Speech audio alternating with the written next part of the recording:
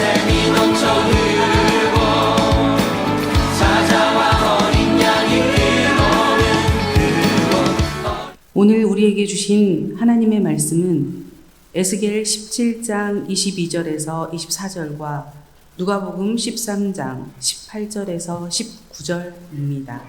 하나님의 말씀을 봉독하겠습니다. 주 여호와께서 이같이 말씀하시되 내가 백향목 꼭대기에서 높은 가지를 꺾어다가 심으리라.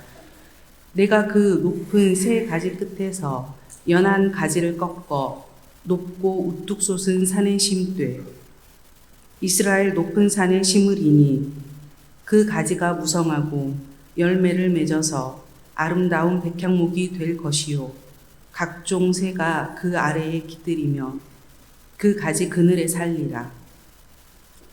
들의 모든 나무가 나 여호와는 높은 나무를 낮추고 낮은 나무를 높이며 푸른 나무를 말리고 마른 나무를 무성하게 하는 줄 알리라. 나 여호와는 말하고 이루느니라 하라. 그러므로 예수께서 이르시되 하나님의 나라가 무엇과 같을까? 내가 무엇으로 비교할까? 마치 사람이 자기 채소밭에 갖다 심은 겨자씨 한 알 같으니 자라 나무가 되어 공중의 새들이 그 가지에 깃들였느니라. 예, 하나님의 은혜가 복된 덕신교회 위에 함께하길 기원합니다. 예. 예수님은 하나님의 나라를 겨자씨 한 알에 비유합니다. 겨자씨는 눈에 잘 보이지도 않을 만큼의 작은 씨로, 이 비유는 하나님 나라가 겨자씨처럼 아주 작고 미미한 데서 시작함을 강조합니다. 하나님 나라가 작은 것에서 시작하지만 겨자씨가 나무로 자라가듯 자라간다는 예수님의 생각은 구약 성경에도 흐르는 가르침입니다. 출애굽기 15장에 나오는 모세의 노래는 출애굽 사건을 나무 옮겨 심기로 표현합니다. 주의 백성을 애굽에서 인도하사 그들을 주의 기업의 산에 심으리이다. 시편 80편은 이렇게 옮겨 심은 나무의 놀라운 성장을 노래합니다. 주께서 한 포도나무를 애굽에서 가져다가 민족들을 쫓아내시고 그것을 심으셨나이다. 주께서 그 앞서 가꾸셨으므로 그 뿌리가 깊이 박혀서 땅에 가득하며 그 그늘이 산들을 가리고 그 가지는 하나님의 백향목 같으며 그 가지가 바닥까지 뻗고 넝쿨이 강까지 미쳤거늘. 하나님 나라의 성장을 이렇게 포도나무의 놀라운 성장으로 표현을 합니다. 오늘 구약 에스겔 본문도 하나님 나라 성장의 신비를 보여줍니다. 하나님께서 한 백향목 꼭대기에 연한 가지를 꺾어 우뚝 높은 산에 심었더니 그것이 자라 큰 나무가 됩니다. 그런데 그 나무가 어떻게 자라났는가 하면 그 나무의 잎이 무성하여 아름다우며 구름에 닿을 듯 키가 자라. 아마 나무에 구름이 앉아있는 그림입니다. 이렇게 키가 자라 그 나무의 공중의 새들이 그 가지에 땅의 모든 짐승들이 그 그늘 아래 깃든다고 묘사를 합니다. 여러분 상상해 보십시오. 연한 가지 하나가 땅에 심기어 그것이 얼마나 우람하고 아름다우며 주위에 유익을 주는 나무로 자라났나요? 성경의 묘사나 또 실제적으로도 백향목은 크고 아름다울 뿐 아니라 사람의 마음을 차분하게 해주고 편안함을 주는 깊은 향기를 낸다고 합니다. 목재가 단단해서 과거에는 배를 만드는 재료로 으뜸이었답니다. 이런 자질을 가졌기 때문에 솔로몬의 궁뿐 아니라 솔로몬 성전의 제목으로도 쓰였습니다. 이런 귀한 나무 종이기에 백향목은 나무 중의 왕이라 불렸고, 특별히 성경은 하나님의 복을 누리며 번성한 백성들을 백향목에 빗대어 노래하곤 했습니다. 의인은 종려나무같이 번성하며 레바논의 백향목같이 성장하리로다. 백향목처럼 자라간다는 이미지는 회복과 번영을 바라는 유대인들의 의식 속에 깊이 각인되어 있었습니다. 성장하면, 성숙하면 자연스럽게 백향목이 떠오르는 겁니다. 백향목처럼 자라가는 거죠. 그런데 오늘 누가복음에서 예수님은 이 땅에 도래한 하나님의 나라를 전혀 다른 나무에 빗대어 말씀합니다. 하나님의 나라를 내가 무엇에 빗대어 말할까? 마치 사람이 자기 채소밭에 갖다 심은 겨자씨 하나를 같으니 그것이 자라 나무가 되어 공중의 새들이 그 가지에 깃드느니라. 백향목이 나오는 에스겔과 겨자씨를 말씀하는 누가복음, 이 두 개의 본문을 함께 놓고 보면 예수님께서 에스겔 본문의 이 백향목을 염두에 두시고 겨자씨 비유를 말씀하고 계신 것을 충분히 짐작할 수 있습니다. 에스겔 본문에서 하나님은 백향목의 연한 가지를 꺾어 우뚝 높은 산에 심습니다. 반면에 겨자씨는 어떤 사람이 그것을 자기 채소밭에 심습니다. 겨자씨는 관목이라 최고로 자라야 2.5에서 3m까지 자랍니다. 관목은 굵은 통나무처럼, 백향목처럼 하늘로 쭉 뻗어 올라가는 그런 나무종이 아닙니다. 줄기들이 무성하게 자라 덤불처럼 보이는 종입니다. 관목도 그 자체로 아름답지만 백향목과는 완전히 다른 모양과 분위기를 자아내고 다른 성장 이미지를 나타냅니다. 백향목은 아주 크고 아름다우며 우람합니다. 그렇기 때문에 성장하면 백향목을 생각하는 사람들에게 예수님의 겨자씨 비유는 이상하게 들릴 수밖에 없습니다. 그들에게 성장은 백향목처럼 자라나는 겁니다. 백향목처럼 아주 크고 아름답게 자라나 견고하며 향기와 쉼을 주고 귀한 곳에 쓰임받는 존재가 되는 겁니다. 그런 가정, 그런 교회, 그런 개인으로 세상을 살아가고 싶지 않으신가요? 우리 자녀들이 그렇게 자라나기를 간절히 바라며 하나님께 기도하지 않으시나요? 그런데 본문에서 예수님은 백향목처럼 자라나고 싶은 사람들에게 겨자씨를 가지고 하나님 나라의 성장을 말씀하고 계시다는 겁니다. 그러면 예수님은 왜 백향목을 겨자씨로 바꾸었고 이 둘은 어떻게 서로 연결되는 걸까요? 백향목을 말씀하는 오늘 에스겔 17장의 배경은 이스라엘의 절망적 상황입니다. 그 상황 가운데 하나님이 주시는 말씀입니다. 이스라엘이 백향목으로 상징되는데 이 백향목의 가지를 오늘 본문의 상황에서는 이 백향목의 가지를 두 마리의 독수리가 차례로 꺾습니다. 전통적으로 첫 번째 독수리를 바벨론 느부갓네살 왕으로, 그리고 두 번째 독수리는 애굽을 가리킨다고 해석을 합니다. 따라서 이것은 하나님의 선민 이스라엘의 최종적인 멸망과 유배 상황, 다시 말해서 이스라엘 역사의 가장 비참하고 가장 무기력한 상황에서 주어진 하나님의 말씀이라는 겁니다. 연이어 가지가 꺾인 이 백향목의 이런 역사적 상황에 여러분, 우리가 무엇을 기대하며 또 희망을 위해 무슨 일을 할 수 있을까요? 바로 이러한 상황에 하나님께서 선지자를 통해 말씀하시는 겁니다. 하나님께서 말을 걸어오시는 겁니다. 9절, 그 나무, 하나님 말씀은 그 나무, 그러니까 두 번씩이나 꺾어버린 그 나무겠죠. 그 나무, 그 나무가 능히 번성하겠느냐.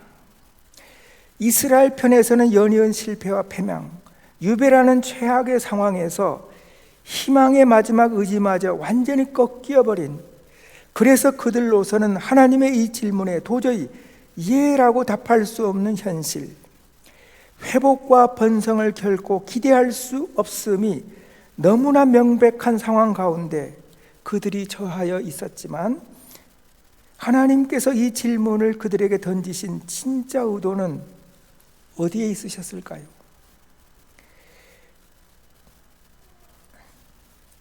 그것은 이제 내가 너희를 향한 나의 뜻, 너희가 아름다운 백향목이 되는 그 일을 이제 내가 시작하겠다는 겁니다.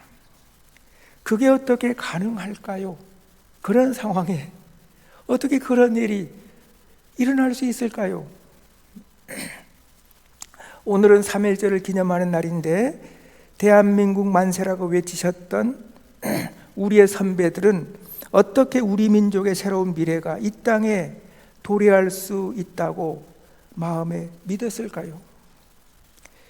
하나님은 어떻게 우리 안에서 그 일을 행하셨나요?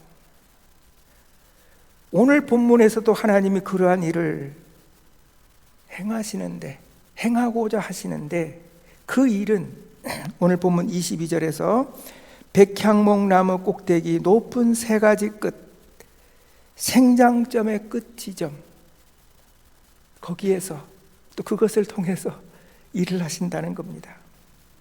하나님은 바로 생장점의 끝 지점, 그것은 정말 부드럽고 연약한 겁니다.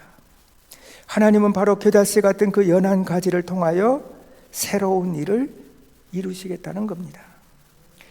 이사야 선지자는 이렇게 외칩니다. 우리가 전한 것을 누가 믿었느냐? 여호와의 팔이 누구에게 나타났느냐? 그는 주 앞에서 자라나기를 연한 순 같고 마른 땅에서 나온 뿌리 같아서 고운 모양도 없고 풍채도 없은즉 우리가 보기에 흠모할 만한 아름다운 것이 없도다. 하나님은 바로 겨자씨 같은 하나님의 종, 고난의 종을 통하여 새로운 구원의 역사를 이루신다는 겁니다. 이것은 우리 개인의 영적 성장에도 동일하게 작용을 합니다. 하나님은 겨자씨 같은 우리의 연약함을 통하여 영적 백향목이 되는 영적 성장의 신비를 우리 안에 이루어 가십니다. 하나님이 친히 그 일을 이루어 가시는데, 그분 앞에서 우리가 할 수 있는 일이 뭐가 있겠어요?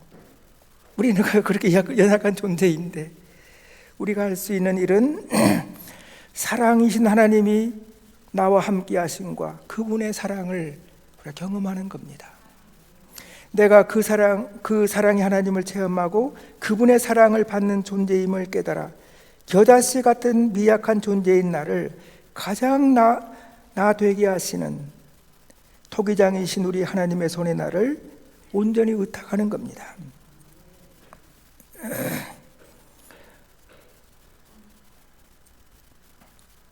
성경에 보면 우리 믿음의 사람들이 많이 나오죠. 아브라함, 이삭, 야곱, 요셉, 모세, 기드온, 다윗, 베드로, 막달라 마리아, 사도 바울은 그들은 영적인 백향목 같은 사람들입니다. 정말 그런 분들이시잖아요. 백향목 같은 분들이죠. 우리도 그런 믿음으로 살아가고 싶잖아요. 그런 사람들이 되고 싶잖아요. 그들은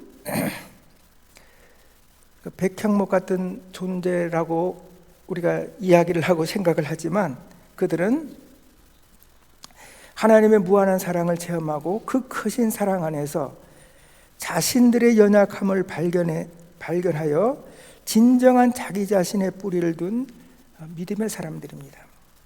그들은 실로 연약한 사람들, 자신이 진실로 연약한 자임을 인식하며 살아간 사람들입니다. 그럼에도, 그렇게 연약한 사람들이었음에도 불구하고 그들은 세상의 어떤 것에도 요동치 않는 반석 같은 사람들입니다. 사도 바울은 그 어떤 것도 죄, 실패, 심지어 죽음까지도 나를 그리스도의 사랑에서 떼어놓을 수 없다고 외칩니다. 어떻게 오늘 우리도 이 믿음의 선배들처럼 그런 믿음의 삶으로, 그러한 믿음으로 자라갈 수 있을까요? 예수님의 겨자씨 비유는 연약한 우리가 어떻게 그런 삶으로 나아갈 수 있을지를 말해줍니다. 영적으로 완숙한 삶을 살았던 사람들의 여정을 보면 영적으로 완숙했기 때문에 그분들의 초기 여정에서는 훈련을 많이 받으셨겠죠. 예배도 잘 드리고 또 필요한 훈련들을 받아서 기초가 있죠. 기초가 든든하죠. 그렇게 성장하려면 어렵잖아요. 훈련을 받는 것이 쉽지는 않죠. 그런데 초기만 훈련을 받으면서 어려운 것이 아니고 그 성장하신 분들의 여정을 보면 완숙해 보이는 그 인생의 시기에도 그들을 새로운 성숙의 차원으로 이끄는 하나님의 초대를 경험합니다. 그들은 신앙 생활의 초기에도 어려움을 겪지만 이후 영적으로 성숙한 시기에는 훨씬 더 큰 고통을 겪습니다. 그것은 하나님과 가까워졌기 때문에 이전보다 더 예리하고 크게 자신들의 연약함을 경험하며 바라보기 때문입니다. 더 큰 죄인이 되는 거잖아요. 그렇죠? 우리 그걸 느껴가잖아요. 살아가면 살아갈수록. 처음에 그들의 연약함은 자신들의 영적 여정의 걸림돌로 느껴집니다. 하지만 시간이 지날수록 하나님과의 관계가 깊어질수록 그 연약함은 그들을 하나님께로 이끄는 디딤돌이 됩니다. 관계가 달라지는 거거든요. 시야가 달라지거든요. 그러니까 연약하지만 문제가 되지가 않아요. 디딤돌이 되는 것을 경험합니다. 그 연약함, 부족함 때문에 주님의 마음에 이르게 되고 주님과 하나가 되게 해줍니다. 그리하여 우리 하나님은 이미 튼튼하게 자란 가지가 아니라 나무 꼭대기, 높은 세 가지 끝, 생장점의 끝 지점, 가장 연한 가지, 우리의 겨자씨 같은 것을 통하여 여러분과 저의 연약함, 실패, 어둠을 통하여 우리로 믿음의 백향목으로 자라나게 하신다는 겁니다. 우리 이제 신학을 공부하는 분들에게는 아주 친숙한 인물 중에 파커 팔머라는 분이 계십니다. 지금도 살아계신 분입니다. 이분은 기독교 교육뿐만 아니라 미국의 고등교육에도 아주 큰 영향을 미쳤고 사회운동가로도 널리 알려진 인물입니다. 이분은 독실한 믿음의 가정에서 태어나 신앙으로 양육을 잘 받고 대학을 졸업하자마자 뉴욕 유니온 신학교에 진학을 했는데 신학 공부를 하면서 하나님께서 자기를 향한 부르심이 목회자는 아니라는 것을 깨닫습니다. 그래서 신학교를 그만두고 버클리 대학으로 가서 사회학 박사를 받고 이제 교수가 되었는데, 이제 전도 유망한 교수가 되었는데, 이분은 이 전도 유망한 교수가 되는 길을 포기하고 도시의 위기를 위해 일해야 한다는 생각으로 워싱턴에서 도시 조직자, 사회 활동가가 됩니다. 어느 면에서 청년 팔머는 최상의 교육과 훌륭한 사회의식을 갖춘 백향목 같은 존재로 완숙해 가고 있었습니다. 젊은 시절 그의 영웅은 마틴 루터 킹, 도로시 데이, 이분들은 이제 미국 사회의 굉장히 정신적인, 영적인 어떤 그런 지도자 중에 지도자잖아요. 이제 그런 사람들, 타마스 머튼 같은 훌륭한 가치에 헌신된 분들로 팔머의 영웅이, 그래서 팔머는 젊은 시절부터 세속의 가치가 아니라 복음에 전적으로 헌신하는 삶에 자신을 던집니다.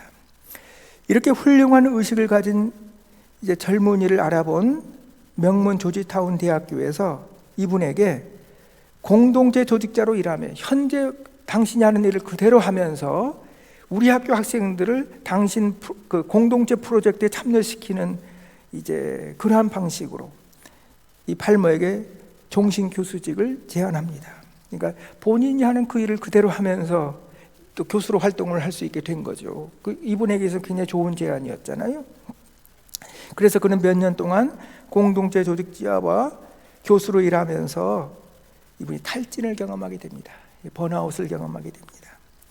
팔머는 사회활동가와 대학 교수로 일하면서 자신이 하는 일이 사람들을 공동체 의식으로 이끄는 것이었으나 정작 자신은 공동체 의식에 대한, 공동체에 대한 강력한 경험이 없다는 것을 깨닫게 됩니다.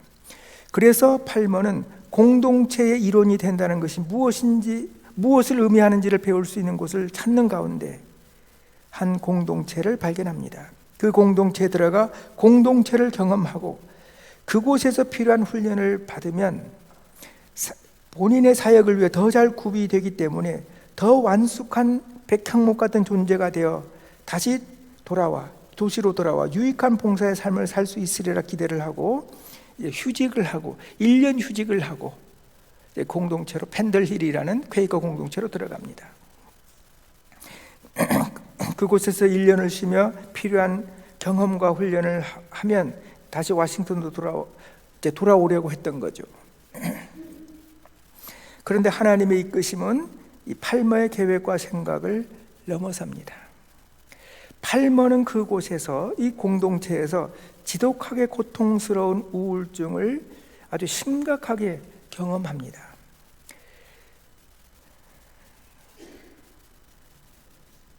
어둠을 경험하게 된 거죠. 그는 그 짙은 우울증이라는 어둠 가운데서 어둠 가운데 있었는데 은총으로 하나님이 이분에게 은혜를 주셔서 이 팔머는 하나님의 사랑의 소리를 경험하게 되는데 하나님께서 팔머의 이름을 부르면서 팔머야 팔머야 내가 너를 사랑한다는 그 사랑의 음성, 하나님의 음성을 듣게 됩니다. 얼마나 큰 은혜인가요? 하나님의 살아계신 음성을 어둠 가운데서 들은 겁니다. 그런데 제가 이 팔머의 글을 읽으며 놀라게 한 것은 어둠 가운데서 보인 이 파커 팔머의 반응입니다. 그는 하나님의 사랑의 음성을 들었고 또 영적으로도 성숙한 분이시니 그 음성을 듣고 우울증에서 곧바로 일어나 밖으로 빛으로 걸어 나올 것을 기대했습니다. 그럴 것 같지 않습니까? 굉장히 성숙한 분이신데 하나님의 음성을 들으면 딱 듣고 벌떡 일어나서 걸어 나올 것 같잖아요. 그런데 그는 어둠 속에서 경험한 하나님의 사랑의 음성을 묵살해 버립니다.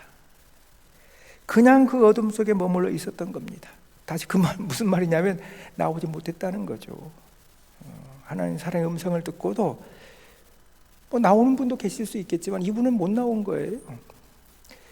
팔머는 비록 자신이 어둠 속에 머물며 그 음성을 묵살했지만 그 하나님 사랑의 음성이라는 그 엄청난 선물의 흔적은 여전히 그에게 남아 있었다고 쓰고 있습니다. 그렇다면 성도 여러분, 하나님의 사랑의 음성을 듣고도 그것을 묵살해 버리고 어둠 속에 그대로 남아 있었으면서 그 선물의 흔적이 남아 있었다고 말씀하는데 도대체 그게 무슨 말일까요? 받았으면 나와야 되는 건데 선물은 남아 있었답니다. 무슨 선물이요?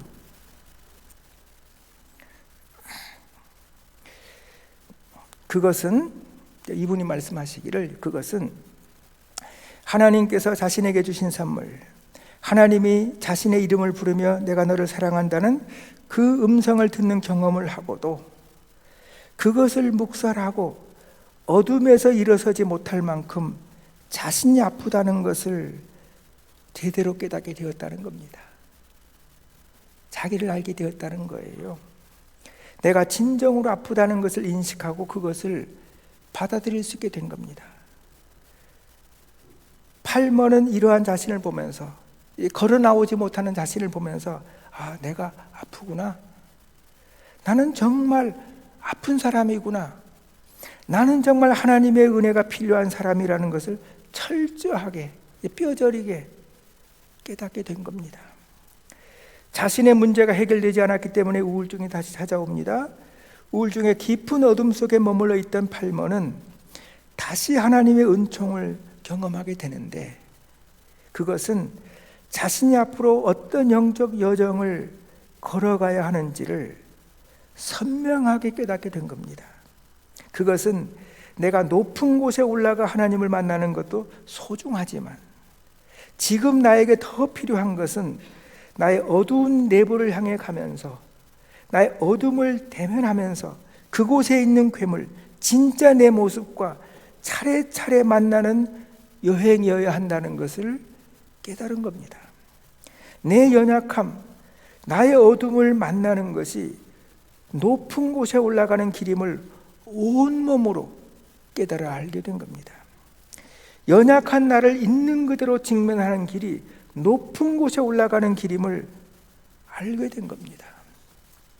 이것을 깨달으며 팔모는 자신을 괴롭게 하는 우울증을 다르게 대할 수 있게 됩니다. 우울증에 대한 생각과 마음이 달라진 겁니다. 지금까지 우울증은 나를 파멸시키는 원수로만 생각하여 그것을 극복할 생각만을 해왔는데, 그것은 더 이상 원수의 속임수가 아니라 오히려 나를 안전한 땅으로 내려서게 하는 진정한 친구의 손길임을 깨닫게 됩니다.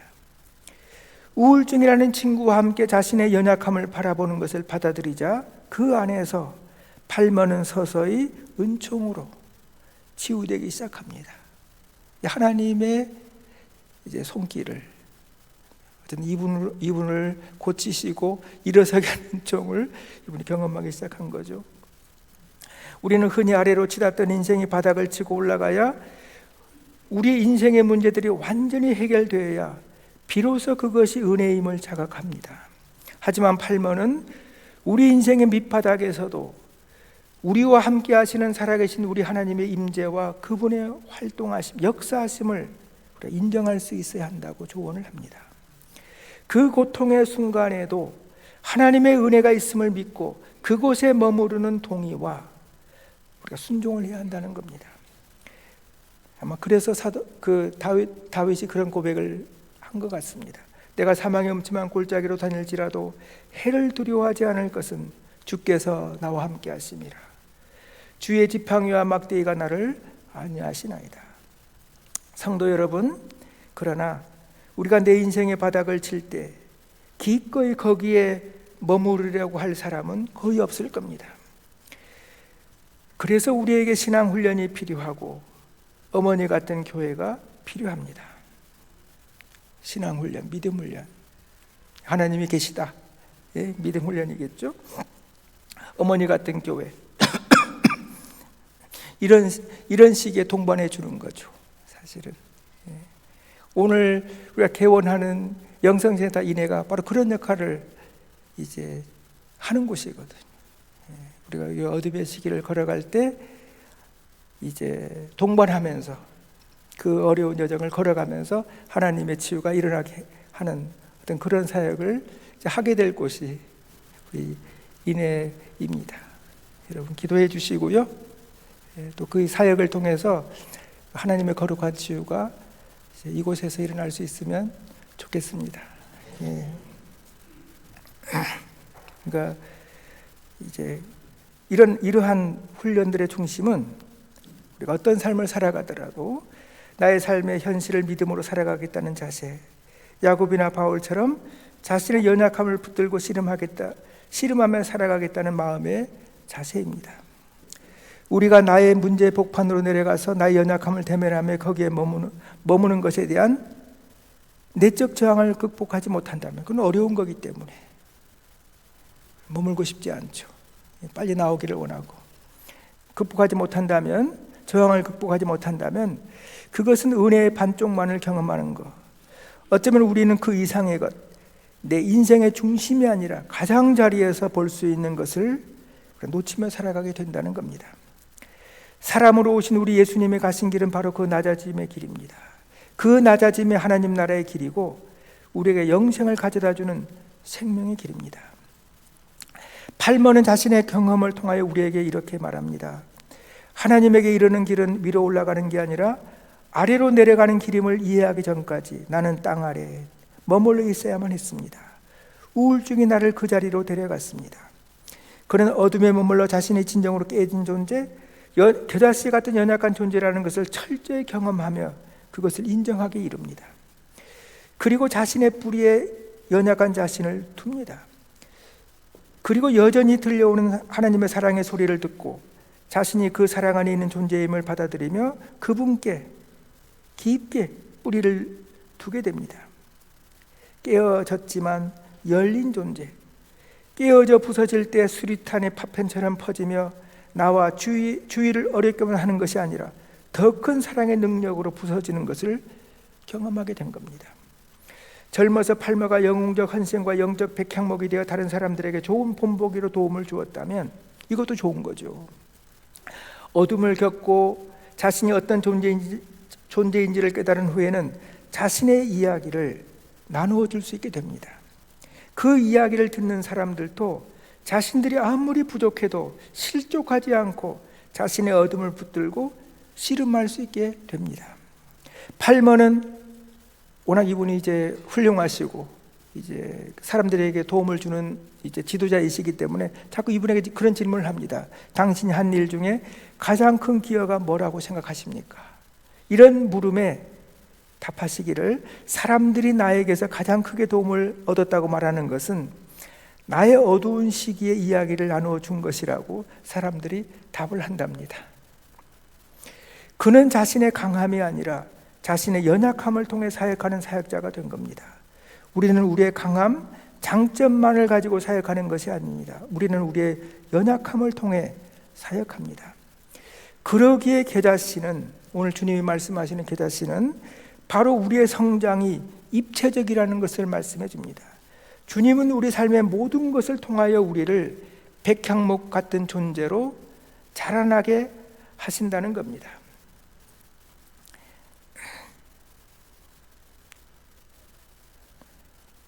이걸 다시 우리가 훈련의 관점에서 본다면 우리에게 있어 진정한 성숙은 교회 안에서의 예배와 훈련만을 통해 이것도 굉장히 정규적인 훈련이고 중요한 훈련이지만 이것만을 통해 완성되는 것은 아닙니다.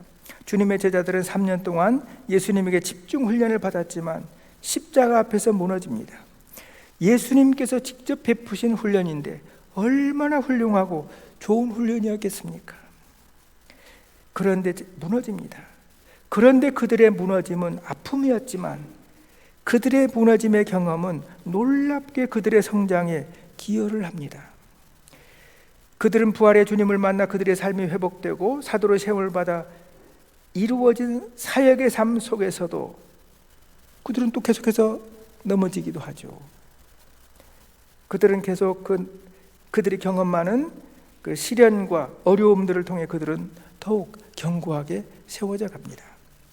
그들의 연약함이 그들로 하나님의 사랑에 더욱 뿌리내리게 합니다.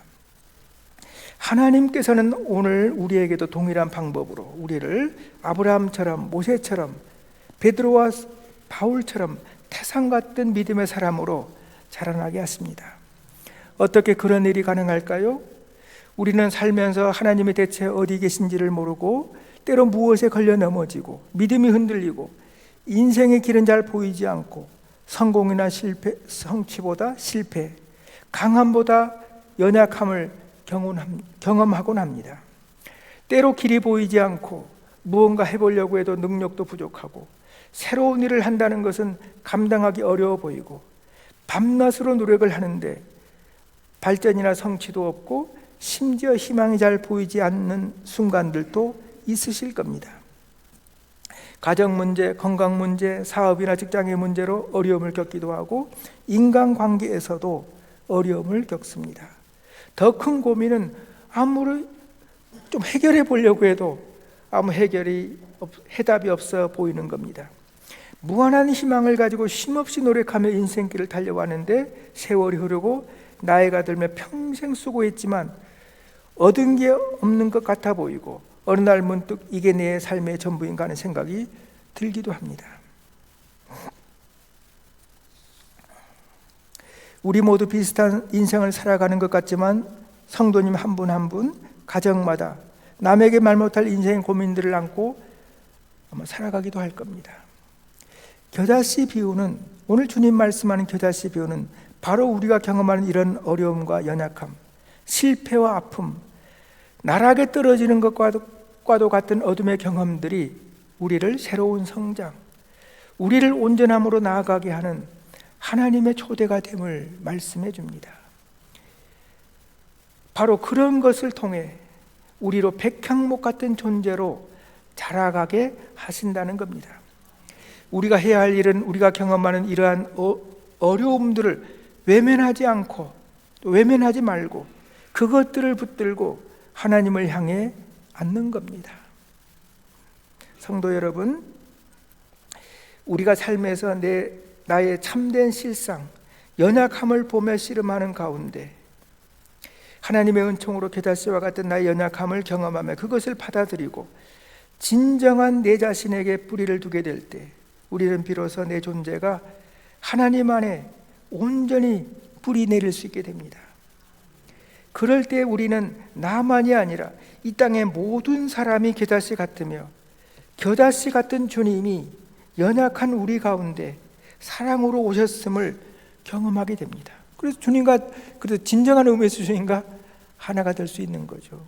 성도 여러분, 그래서 그렇기 때문에 성도 여러분, 때로 삶이 어렵고 길이 보이지 않으며 거센 비바람이 불고 어떤 때는 태풍이 불고 겨울 눈보라가 치고 길이 어렵고 그래서 인생에 아무 열매도 없고 나 홀로 임을 느끼며 외로울 때 오늘 겨자씨 비유를 통해 말씀하신 주님의 마음과 진짜 성숙이 무엇인가에 대한 의미를 깊이 새겨보시길 바랍니다.